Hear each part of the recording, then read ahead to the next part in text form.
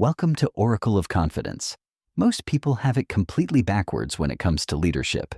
They think leadership is about authority, being in charge, making decisions, telling people what to do. Completely wrong. Real leadership isn't about power. It's about something far simpler and infinitely more powerful. Research from Harvard Business School shows that 78% of promoted employees fail in their first 2 years because they misunderstand the fundamental nature of what leadership actually is. They think it's one thing. It turns out to be something completely different. And when they realize the difference, they either transform or derail. Meet Dana, 40 years old. After 15 years of grinding, Dana was promoted from senior individual contributor to manager. The dream achieved. It should have felt like victory. Instead, Dana felt like a fraud. Suddenly, Dana had 5 direct reports, budget responsibility, strategic expectations, and authority over hiring, firing, and performance reviews. Dana quickly learned that authority is not leadership. In the first week, Dana held a team meeting, asked for input, and made decisions. People nodded. People agreed. Then they did the opposite once Dana left the room. Dana had a title, but no influence. Position, but no leadership. If you've ever expected respect from a title, you know this lesson. People respect actions, not authority. Dana tried to lead through competence. Exceptional as an individual contributor, Dana brought the same intensity to leadership, set high standards, expected others to care and perform at the same level. Feedback was direct, critical, and improvement-focused. The results were disastrous. Top performers left, saying they felt unsupported, attacked, and unable to work in that environment. Dana was excellent at the job, but failed to see that people have different motivations, styles, and emotional needs. Dana learned that excelling at the work is not the same as leading people who do it. Dana shifted strategies and tried to be liked, became friendlier with the team, and stopped giving critical feedback. People seemed happier, but the work suffered. Standards dropped, accountability faded, deadlines slipped, quality declined. Dana realized that being liked is incompatible with leading. You can be respected and liked, but you can't maintain standards if you fear disappointing people. The team didn't need a friend, it needed a leader. Dana had confused likability with leadership and became neither. This failure was worse than the first, revealing a deeper misunderstanding of what leadership truly means. Dana was put on a performance improvement plan. The people who promoted Dana began questioning the decision. Turnover was high. Morale was low. Standards were slipping. Dana had authority, but was failing at the core job of leadership. Dana felt trapped. The promotion, once the goal, had become a nightmare. Dana considered quitting, returning to an individual contributor role, or admitting that Dana simply wasn't a leader. Everything changed when Dana had a conversation with an executive mentor. The mentor asked Dana one simple question: "What do you think leadership is?" Dana answered, "Making decisions, setting direction, holding people accountable." The mentor nodded and said, "That's management. Leadership is something completely different. Leadership is creating the conditions where people become the best versions of themselves. It's not about you. It's about them." This reframing completely changed Dana's approach. Dana started implementing a completely different strategy. Phase 1. Understand individual motivation, weeks 1 to 2. Instead of seeing the team as a collective, Dana began seeing each person as an individual with distinct motivations, fears, and goals. Dana held one-on-one conversations with every team member, not about performance, but about life, aspirations, and what they wanted from their careers. Dana learned that one person wanted project management skills, another sought high-impact work, another needed flexible hours before becoming a parent, and another was burned out and close to quitting. These conversations were unfamiliar, but revealing. The team wasn't unmotivated.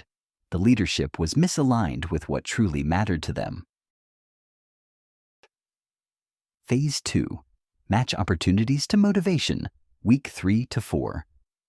Dana began assigning projects based on individual motivations rather than rotation. The person seeking project management skills led a complex project with Dana's mentorship. The person wanting high-impact work took on client-facing strategic projects. The burned-out team member had administrative tasks reduced and more autonomy. Within 2 weeks, something shifted. People cared about their work again, not because Dana became more authoritative, but because the work finally aligned with what they wanted. Phase 3. Develop each person's potential. Month 2 to 3. Dana shifted from pointing out what was wrong to helping people become their best. Dana identified unused strengths across the team. One person with strong writing skills was moved out of data entry to use them. Another showed untapped leadership potential and began leading internal training. Within a month, people volunteered for more responsibility, impact, and growth. Morale shifted completely. Phase 4. Model the leadership you want. Month 4 plus. Dana focused on personal development, taking courses, reading leadership books, and working with a coach.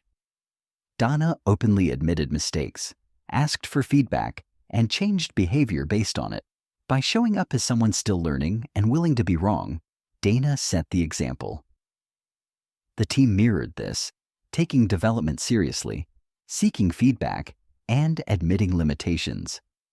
Dana wasn't pushing people toward excellence. Dana was modeling what it looked like.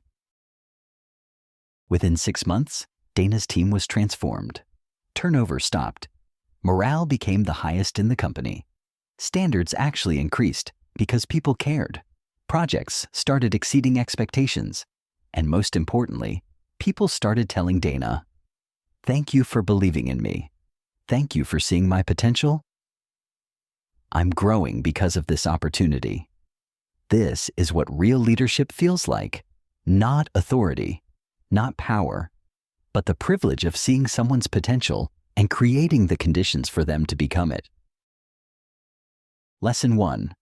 Leadership is about them, not about you.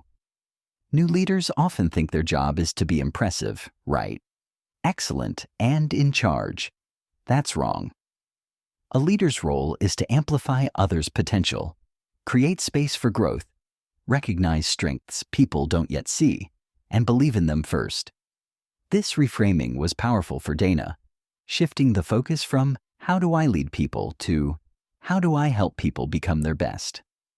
These are opposite mindsets. One centers on you, the other on them. Leadership requires ego death. Lesson 2. Understanding individual motivation is your primary job. People aren't machines or interchangeable parts. Each has unique motivations, fears, and goals. Most managers treat teams as a single unit. Great leaders understand individuals. Dana's shift began when the team stopped being 5 people and became individuals. One wanting to learn PM, another seeking high-impact work, another burned out. When you know what people want, you can connect work to it. When you don't, you're just assigning tasks and hoping for engagement. The difference is massive. Lesson 3. Leadership development is personal development. You can't lead people where you haven't gone. Dana became a strong leader by committing to personal growth, reading, getting coaching, admitting limits, seeking feedback, and changing behavior.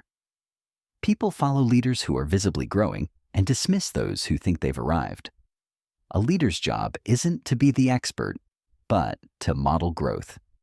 When your team sees you develop, they accept the expectation to develop too. You're about to step into, or you're currently failing in a leadership role because you have the wrong definition of what leadership is. You think it's about authority. You think it's about being right. You think it's about being impressive. It's not.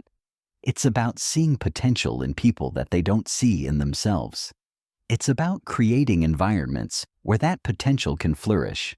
It's about getting out of the way so they can become who they're meant to be. Leadership isn't a position. It's a practice. It's not something you achieve. It's something you become. As Ronald Reagan says, the greatest leader is not necessarily the one who does the greatest things. He is the one that gets the people to do the greatest things. Subscribe to Oracle of Confidence for leadership development and team transformation. Comment below. I'm ready to lead people, not manage tasks. And identify one person on your team who has potential you haven't activated yet. That is where real leadership starts.